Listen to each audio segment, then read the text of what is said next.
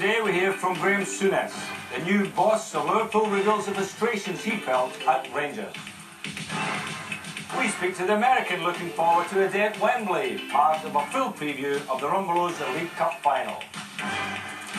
We feature Oldham, who lost out last year in a bid for success on 3 fronts. Now their only focus is on the First Division.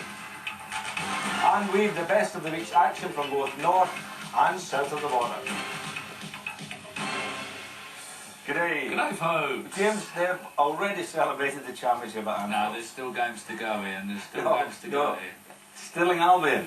The ground is Anfield. They've won the second division championship in Scotland. Our congratulations to them. Oh, congratulations. And it's nice to see you wearing Ian Woosnam's Masters jacket there, Dave. Just back from my golfing trip, yes. Well, we start. Well, a preview now of Sunday's big day, the Rumbulows League Cup final between Manchester United and Sheffield Wednesday. Both clubs have their sights on other honours too. Both are in action this week in the Barclays League. Jim Rosenthal now reports. United are really playing out time in the league. Derby are a defeat away from relegation. Clayton Blackmore beats Martin Taylor, replacing the injured Shilton, and Derby get that familiar sinking feeling. Well, having heard that Mark Wright and Dean Saunders will definitely go if Derby drop, you could forgive the team for throwing in the towel. They don't. Paul Williams drives the equaliser beyond the Aussie Bosnich in the home goal. In the second half, Brian McClare's on for Neil Webb, and watch for an excellent advantage from referee Alan Gunn, and McClare makes the most of Robson's through ball. Derby are back in Manchester today. They know if they lose at City, they're definitely down. Brian Robson gets the third late on. For Robson, it's his first since last year's cup final, and the first in the league for more than 18 months.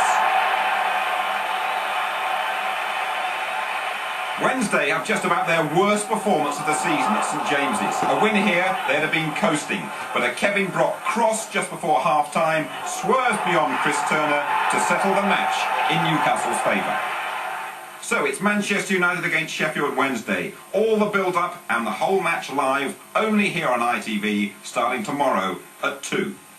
United started against Halifax, and the 4th Division side gave a good account of themselves. United, though, won both legs, and Clayton Blackmore's strike at the Shea puts the finalists on the right track for Wembley. Now, round 3. Over 42,000 at Old Trafford for the tie against bitter rivals, Liverpool.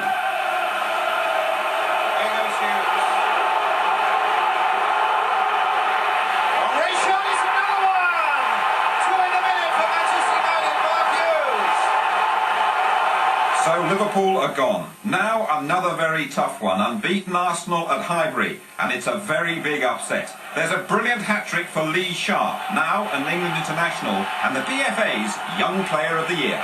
There's a lovely chance now for Sharp on the hat-trick, and he's got it! 5 for United, 3 to Lee Sharp. In the end, it's 6 at Highbury, and now another trip to Southampton. Mark Hughes earns a draw down at the Dell. In the replay, the Welshman is quite magnificent. A hat-trick, and it's the semi-finals. Great chance for Mark Hughes. He's done it again. Howard Wilkinson's Leeds are firing on all cylinders at this stage. United take a 1-goal advantage to Elland Road, and as Leeds battle to pull the tie back, Lee Sharp strikes so late, there's no time to recover. Lee Sharp, the flag is still down. They say he's onside. Lee Sharp now for Manchester United, and that has settled it. Well, Wednesday have missed the Arsenals and Liverpools, but it's worth pointing out in Derby, Coventry and Chelsea, they've knocked out 3 First Division clubs. Derby go after one of the strikes of the season.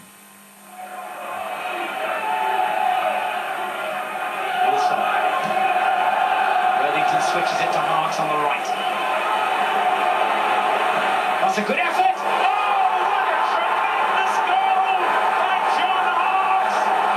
His first ever in English football, and one he'll remember for the rest of his days. Our first sight of John Harkes was in Trinidad, where the United States became the last team to qualify for the World Cup.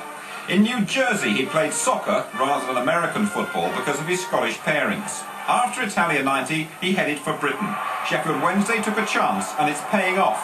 But it's been a battle.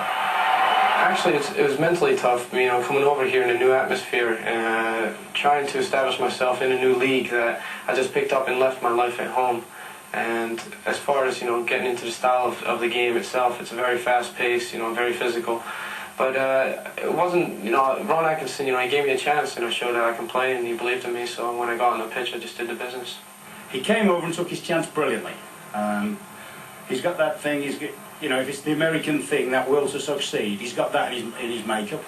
He's got very, very good skill. He's what I would call a very agile player, good body movement and whatever. But where he is perhaps a little bit fortunate, his parents were British, so he's obviously been ingrained in the British way of football, the British environment, so he knows a fair bit about the way the game operates and goes on in this country. But it's a big surprise to Harkes. They'll be playing American football at Wembley tonight. The London Monarchs, 4-0, defend that unbeaten record against the Montreal Machine. Howard Feggins, a cornerback, takes time out to say the Monarchs are putting their weight behind Wednesday.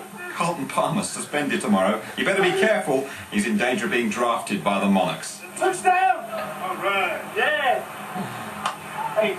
Now, Harkes is pretty handy with the American football. He's very unhappy, though, that they're on the pitch tonight and could ruin his weekend. I was really shocked because you're thinking about something sacred when you think about the Wembley. You think about the Cup Finals, FA Cup, League Cup, and to have American football the night before. I'm just hoping it doesn't damage the pitch.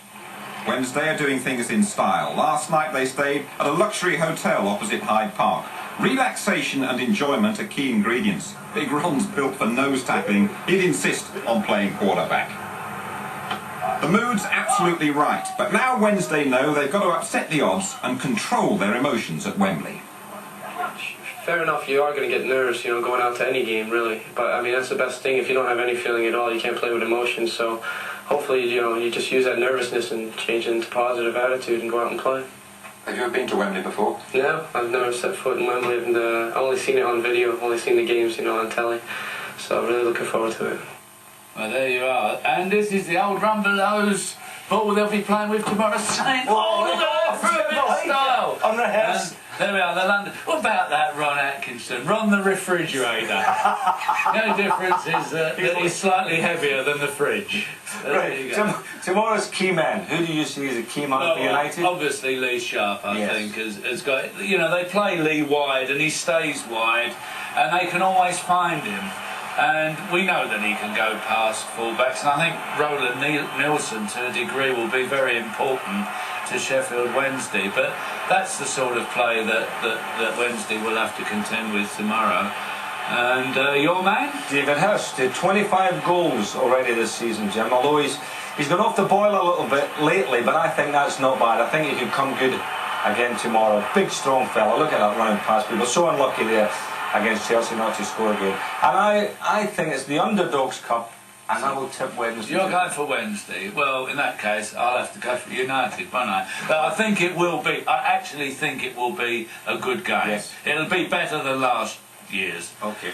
Well, we have in the next few days. We shall see you at Wembley for the rumbulows League Cup final tomorrow. But from both of us now, bye. Goodbye.